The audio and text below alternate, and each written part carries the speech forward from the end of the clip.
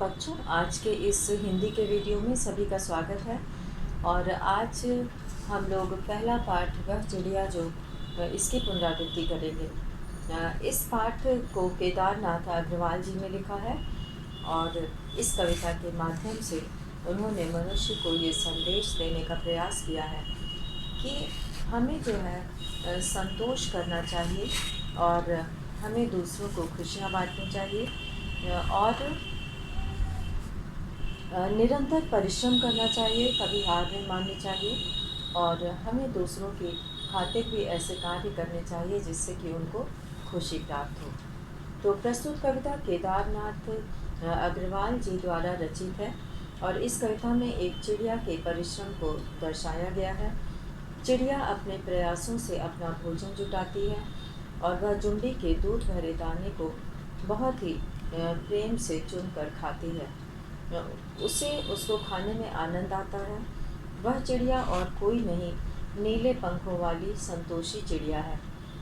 यह चिड़िया वन देवता को प्रसन्न करने के लिए मधुर स्वर में गाती है। चिड़िया को जंगल से बहुत प्यार है और वह अपनी चोंच में नदी का जल भरकर ले जाती है और उसे नदी से लगाव है और कवि चिड़िया के माध्यम से हमें भी निरंतर परिश्रम करने की प्रेरणा देता है। तो हम लोग पढ़ते हैं इस कविता की कुछ पंक्तियों को। और इस कविता में इन्होंने जो है चिड़िया के उन्मुक्त जीवन के बारे में बताया है कि वो किस तरह से स्वतंत्र होकर अपना जीवन जीती है और दूसरों को खुशियाँ बांटती है। तो कविता की कुछ शुरुआत की पंक्तियाँ हैं। वह चिड़िया जो चोंच मारकर दूध भरे जुंडी के दाने रुचि से रस से खा लेती है, वह छोटी संतोषी चिड़िया, नीले पंखों वाली मैं हूँ, मुझे अन्न से बहुत प्यार है। तो यहाँ पर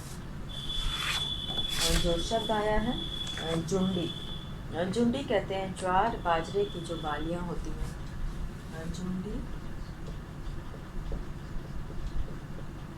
ज्वार बाजरे की बालियाँ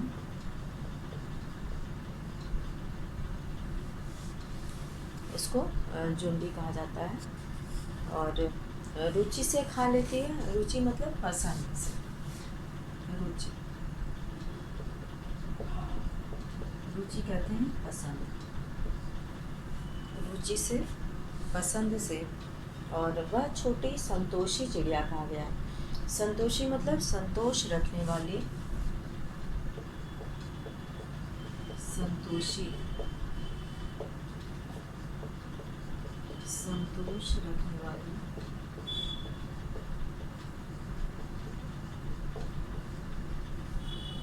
और अन्न कहते हैं अनाज को। अन्न, मुझे अन्न से बहुत प्यार है। अन्न मतलब अनाज। और रुचि से, रस से खा लेती है। रस मतलब स्वाद। रस ले लेके खाना मतलब स्वाद ले लेके खाना। तो रस का अर्थ है यहाँ पर स्वाद।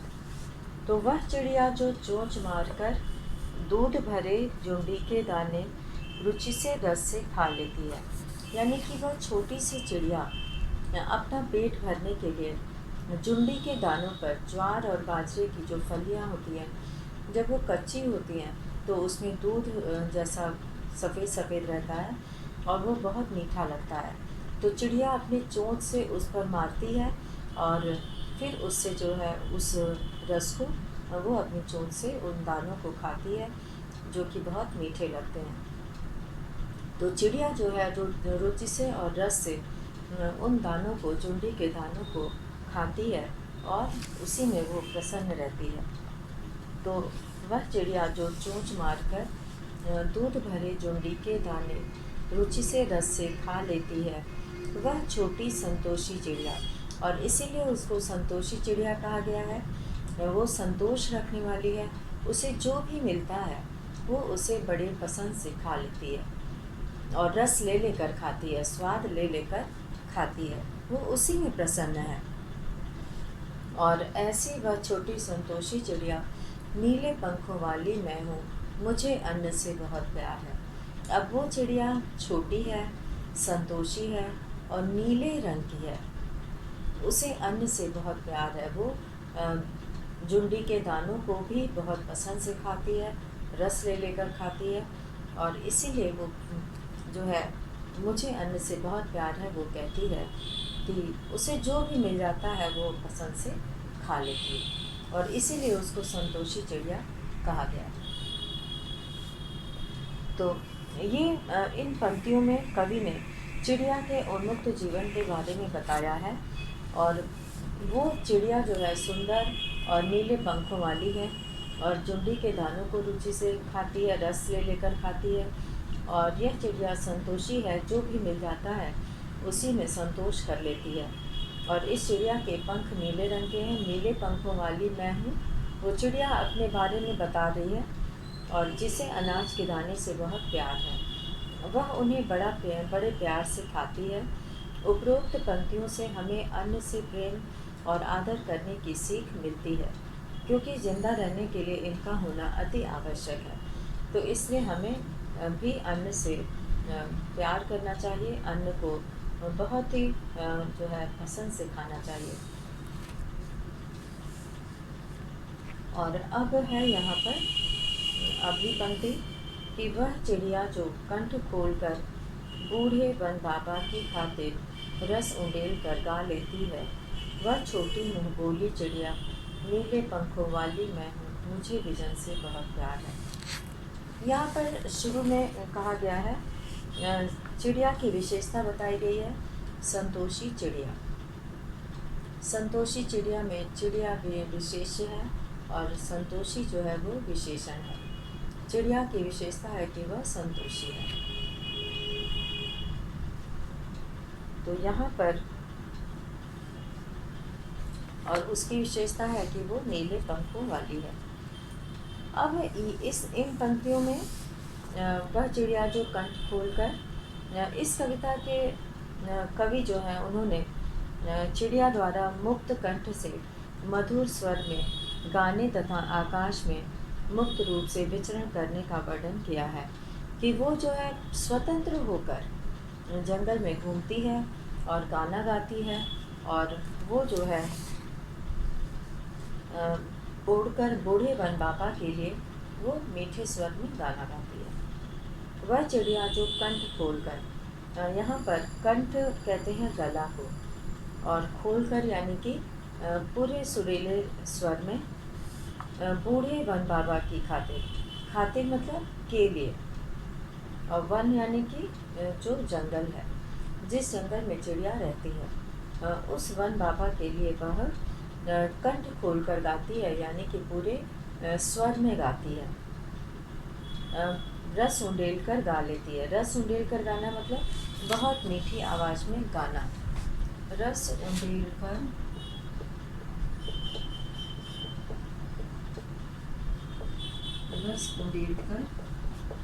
गा लेती है।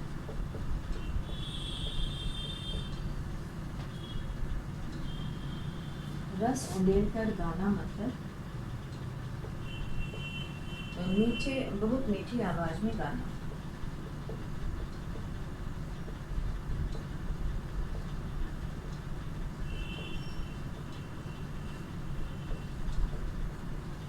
बहुत मीठी आवाज में गाना।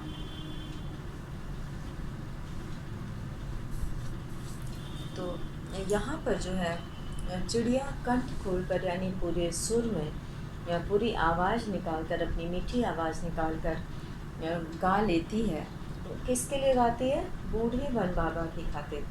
जिस जंगल में वो बहुत समय से रह रही है और वो जंगल बहुत पुराना है, इसीलिए उसको बूढ़ा कहा गया है।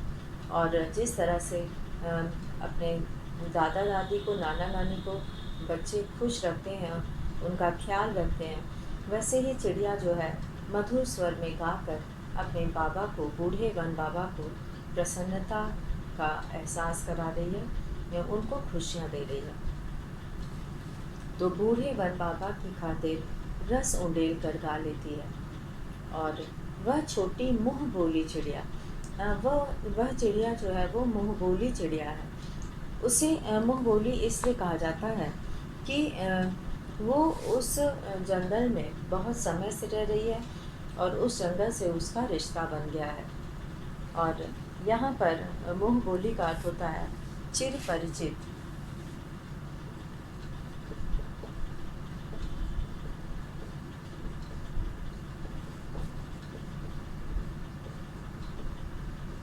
जिसे हम पहचानते हो।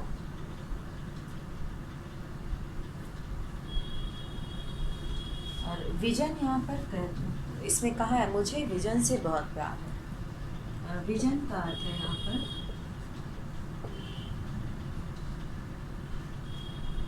जंगल, जहाँ कोई व्यक्ति न हो। विजन का अर्थ होता है जंगल या जहाँ कोई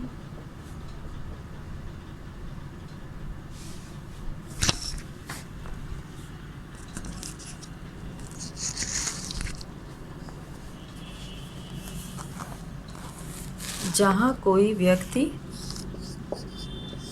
न हो।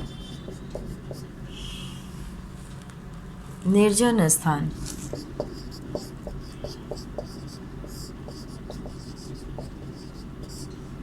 जहाँ कोई व्यक्ति न हो, निर्जन स्थान या सुनसान।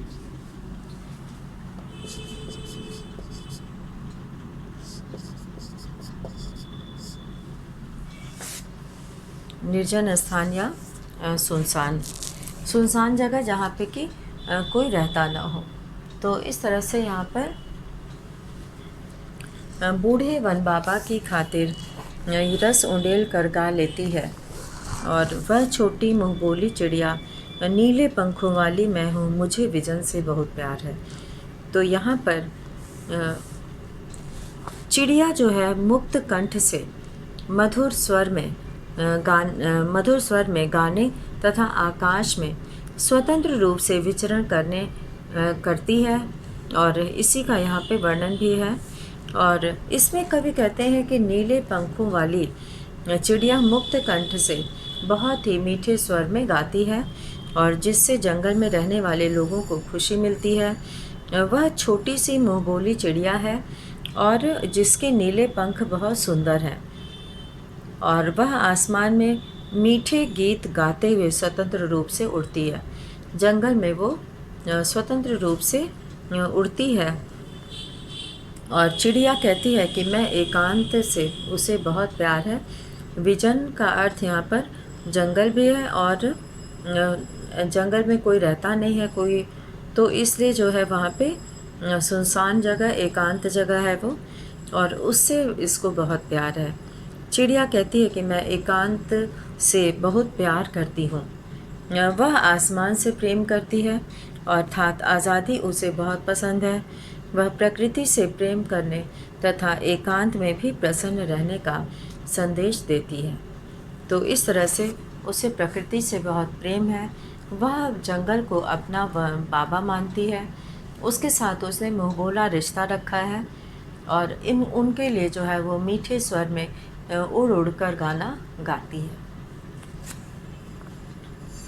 अब यहाँ पर जो अगली पंक्ति है कि वह चिड़िया जो चोंच मारकर चढ़ी नदी का दिल टटोल कर जल का मोती ले जाती है, वह छोटी गर्बीली चिड़िया, नीले पंखों वाली मैं हूँ, मुझे नदी से बहुत प्यार है।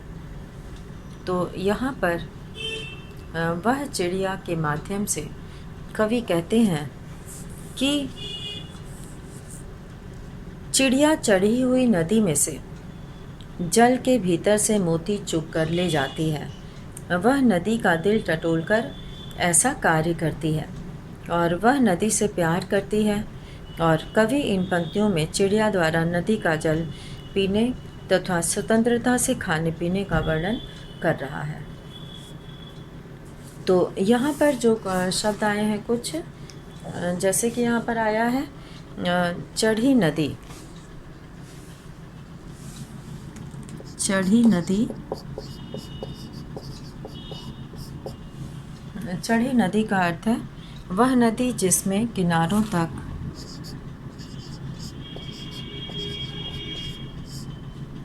वह नदी जिसमें किनारों तक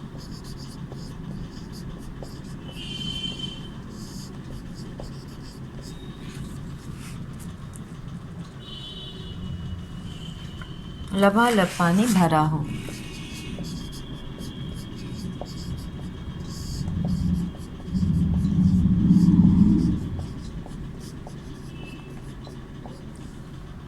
तो इस तरह से चढ़ी नदी उसे कहते हैं जिसमें कि पानी का उफान हो, लहर हो और खूब ढेर सारा पानी भरा हो।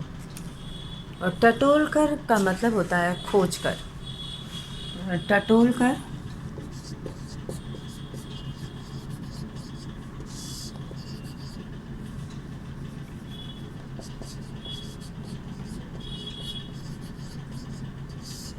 टटोल कर अर्थात खोज कर। तो इस तरह से वो नदी के पानी को टटोल कर यानी कि समझ बूझ कर जो है उसमें से पानी वो अपनी चोंच में भरकर ले जाती है।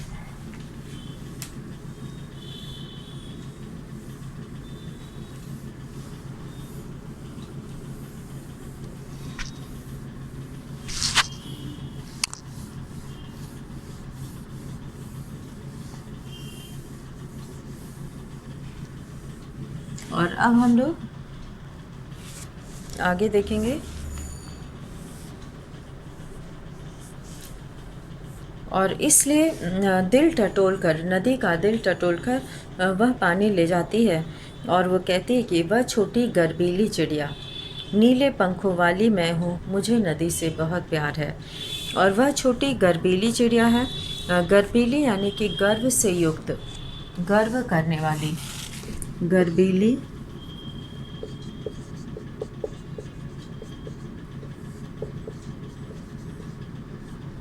गर्व से युक्त,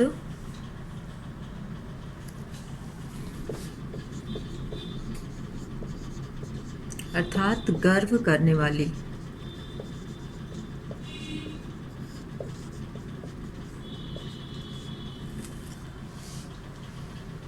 गर्वीली अर्थात गर्व करने वाली।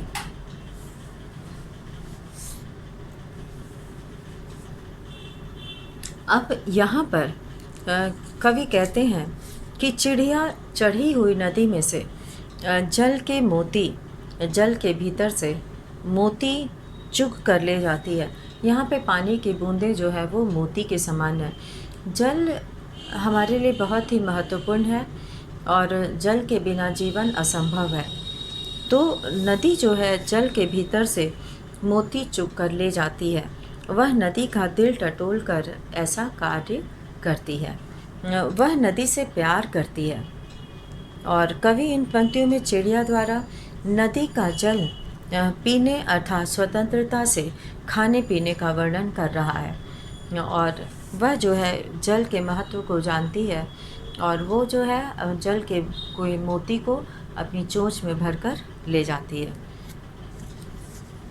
इन पंक्तियों के माध्यम से ये कहने का प्रयास किया गया है कि जिस नदी का पानी किनारों तक लबालब भरा रहता है, नीले पंखों वाली वह छोटी सी चिड़िया नदी के पानी को अपनी चोंच में इस प्रकार पीती है मानो वह नदी के हृदय को टटोल कर देख रही है, यानी कि उस अथाह जल राशि में से उसका मोती ले आती है। अर्थात जल मोती जैसा अमूल्य है क्योंकि उससे चिड़िया अपनी प्यास बुझाती है। और चिड़िया कहती है कि मुझे अपने इस साहस पर गर्व है और मुझे नदी से बहुत प्यार है। उपरोक्त पंक्तियों में चिड़िया विपरीत परिस्थितियों में भी हिम्मत न हारने की प्रेरणा देती है और चिड़िया को नदी से बहुत प्यार है, अर्थात वह नदी का पानी स्वतंत्रता पूर्वक पीना चाहती है। तो यहाँ पर जो है इस कविता के माध्यम से ये बताने का प्रयास किया गया है कि जल जो है वो मनुष्य के जीवन के लिए बहुत ही उपयोगी है और इसके बिना मनुष्य का जीवन संभव नहीं है। तो इसीलिए यहाँ पर चिड़िया को कहा गया है कि वह जल का मोती ले जाती है। जल को अमूल्य कहा गया है, मोती के समान वो अनमोल है पानी हमारे लिए। तो मनुष्य को भी ये संदेश देते हैं कि जल जो है हमारे लिए बहुत ही महत्वपूर्ण है। अब यहाँ पे हम लोग पाठ के प्रश्नोत्तर को देखेंगे। इसमें बहुत सारे प्रश्न ऐसे हैं जो बच्चे खुद से लिख सकते हैं। तो जैसे कि यहाँ पे कविता पढ़कर तुम्हारे मन में चिड़िया का जो चित्र उभरता है उस चित्र को कागज़ पर बनाओ। तो ये चित्र बच्चे बनाएंगे। चिड़िया का चित्र बहुत अच्छे से बना सकते हैं, तो वो चित्र बनाएंगे। और कविता पढ़कर हमारे मन में चिड़िया का जो चित्र उभरता है वह नीले पंखों वाली सुंदर चिड़िया है। वह बहती नदी का पानी पीती है, उसे आज़ादी बहुत पसंद है और चिड़िया मधुर स्वर में जंगल में गाती है और चिड़िया का आकार छोटा है।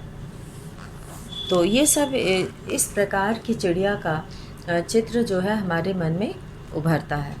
और दूसरा प्रश्न यहाँ पे जो दिया है कि तुम्हें कविता का कोई और शीर्षक देना हो तो क्या शीर्षक देना चाहोगे? उपयुक्त शीर्षक सोच कर लिखो। तो यहाँ पे सुंदर चिड़िया, परिश्रमी चिड़िया और नीले पंखों वाली चिड़िया, ये बहुत सारे ऐसे शीर्षक हैं जो दिए जा सकते हैं। और तीसरा प्रश्न है कि इस कविता के आधार पर बताओ कि चिड़िया को किन किन चीज़ों से प्यार है।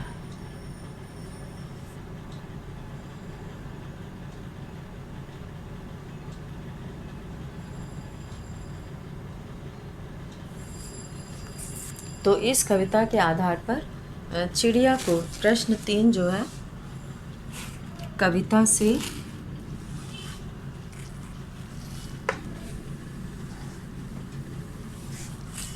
पहला दूसरा प्रश्न तो किस तरह का चित्र उभरता है, चिड़िया का चित्र बनाना है और दूसरे में शीर्षक देना है। तीसरा प्रश्न हम लोग करेंगे कि चिड़िया को किन किन चीज़ों से प्यार है।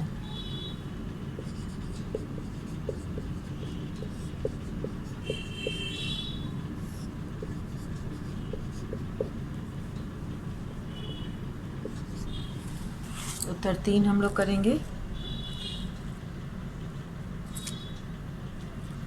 चिड़िया को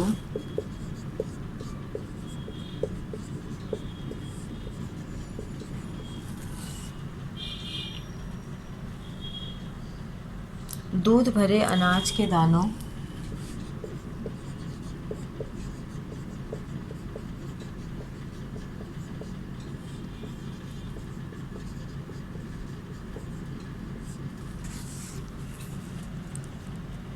नदी तथा जंगल से प्यार है।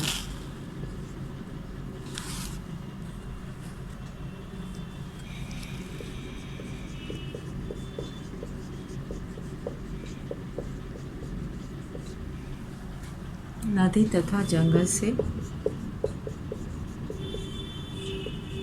प्यार है।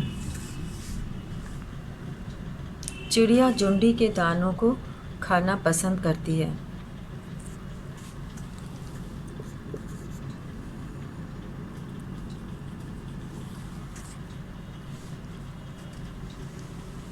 और अब यहाँ पर है अगला प्रश्न, आशय स्पष्ट करो। और आशय स्पष्ट करने में है रस उंडेल कर गा लेती है। और ख दिया है चढ़ी नदी का दिल टटोल कर जल का मोती ले जाती है।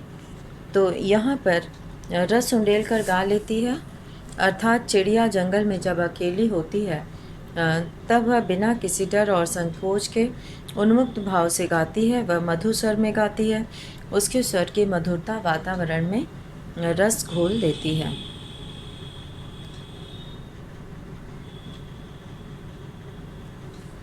तो यहाँ पे हम लोग करेंगे चौथा प्रश्न।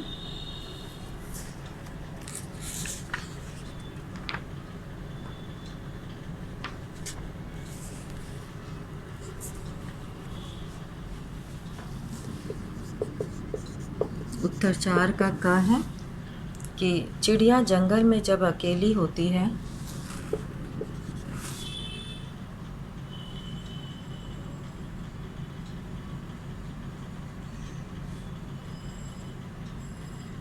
चिड़िया जंगल में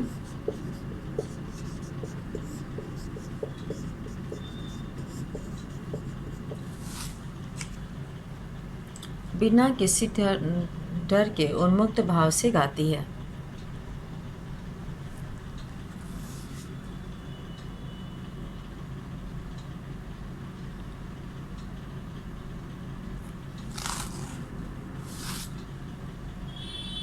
मधुर स्वर में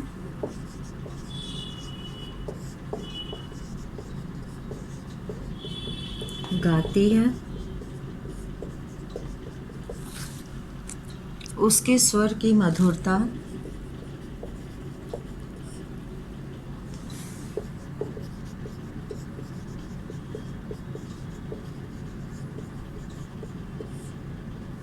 उसके स्वर की मधुरता वातावरण में रस घोल देती है।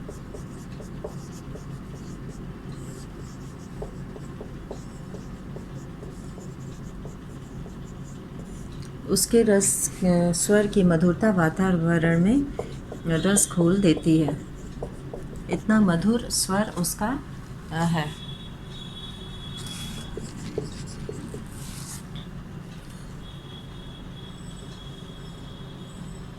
चढ़ी नदी का दिल टटोलकर रस जल का मोती ले जाती है। चिड़िया उफनती नदी के बीच से चिड़िया उफनती नदी के बीच से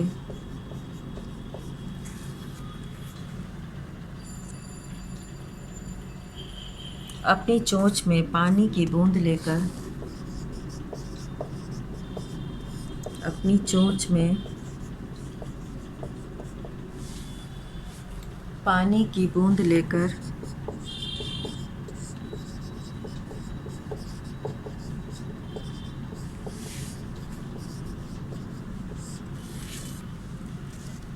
उड़ जाती है। अर्थात उस पानी से चिड़िया अपनी प्यास बुझाती है। उड़ जाती है अर्थात चिड़िया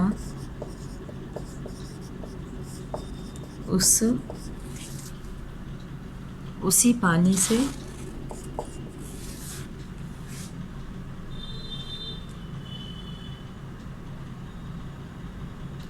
अर्थात चिड़िया उसी पानी से अपनी प्यास बुझाती है।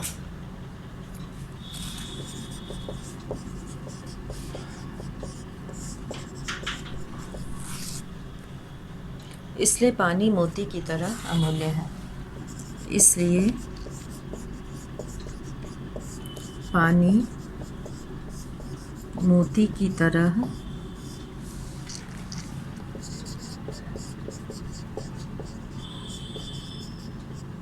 अमूल्य है।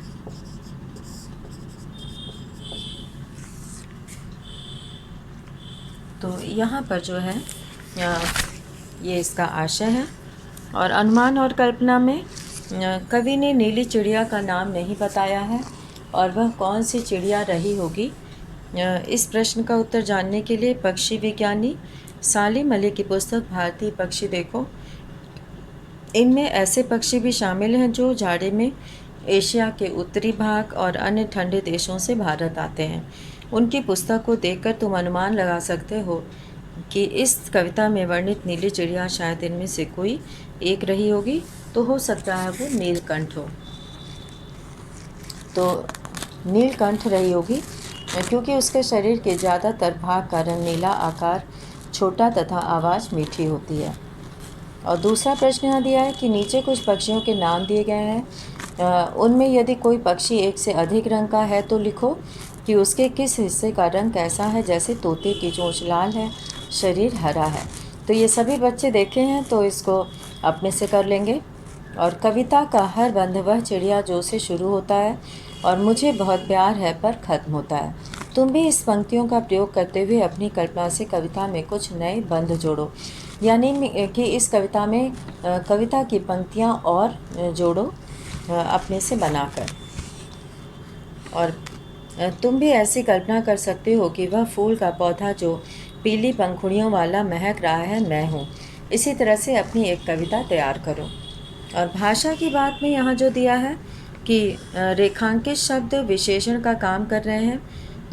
पंखों वाली चिड़िया, नीले पंखों वाली चिड़िया, ऊपर वाली तराज, सबसे ऊपर वाली तराज, तो ये संज्ञाओं की विशेषताएं बता रहे हैं। अतः रेखांकित शब्द विशेषण है और चिड़िया दराज विशेष्य है। यहाँ वाला वाली जोड़कर बनने वाले कुछ और विशेषण दिए गए हैं। ऊपर दिए गए उदाहरणों की तरह इनके आगे एक एक विशेषण और जोड़ो, जैसे कि सुनहरे मोरों वाला बाग, हरे भरे पेड़ों वाला घर, पीले फूलों वाली क्यारी, महात्मा गांधी स्कूल वाला रास्ता, अधिक हंसने वाला बच्चा और मूँछों वाला अधिक हंसने वाला बच्चा और घनी मूँछों वाला आदमी। तो यहाँ पर जो है कविता की इन पंक्तियों में जो है क्रिया विशेषण दिया गया है, जिसमें कि रुचि से खाने के ढंग की और दूसरी बात में रस उंडेल कर गाने के ढंग की विशेषता बता रहे हैं। तो क्रिया विशेषण शब्द छाँटना है। सोनाली जल्दी जल्दी मुंह में लड्डू ठूसने लगी, तो यहाँ पर जल्दी जल्दी। और ख में गेंद लुढ़कती हुई झाड़ियों में चली गई, तो लुढ़कती हुई क्रिया विशेषण है। और ग भूकंप के बाद जनजीवन धीरे धीरे सामान्य होने लगा, तो यहाँ पे धीरे धीरे जो है वो क्रिया विशेषण है। और घ है कोई सफ़ेद सी चीज़ धप से आंगन में गिरी, तो यहाँ पे धप से जो है क्रिया विशेषण है। और टॉमी फुर्ती से चोर पर झपटा, फुर्ती से जो है वो क्रिया विशेषण है। तेजिंदर सहम कर कोने में बैठ गया, सहम कर जो है वो क्रिया विशेषण है। और आज अचानक ठंड बढ़ गई, अचानक जो है वो क्रिया विशेषण है। तो इस पाठ में ये सभी प्रश्न हैं जिसे पढ़कर बच्चे समझ सकते हैं, कर सकते हैं। तो इसी के साथ आज का वीडियो यहीं समाप्त करते हैं। धन्यवाद।